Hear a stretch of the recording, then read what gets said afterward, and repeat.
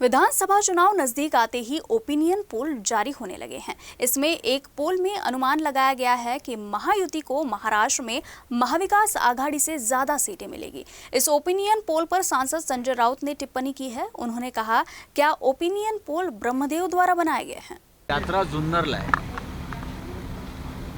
जुन्नरचे आमदार हे अजित पवारांबरोबर आहेत माझ्या माहितीप्रमाणे। बेनके काळे झेंडे भाजपने दाखवले, त्याच्यात नागपुरात कशा करता बोलून? त्यांचे प्रवक्ते आहेत ना बोलायला। आता हे काळे झेंडे का दाखवले हे आधी सांगा। काही कारण असेल ना। कोणाचा सर्वे हा टाइम्स म्हणजे काय ब्रह्मदेवाचा सर्वे आहे का? याच लोकांनी सर्वे दिला होता ना की मोदींना 350 जागा मिळतील।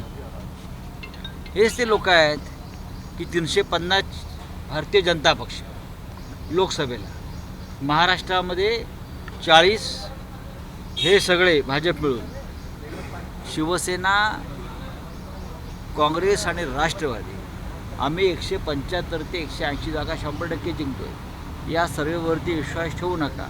हे सर्वे जे आहेत, हे जे सर्वे येत आहेत, हे लोकांना गुमराह करण्याचा प्रकार असतो। हे त्यांचं काम सुरू झालं, याचा अर्थ महाराष्ट्रातले सत्ताधारी पराभूत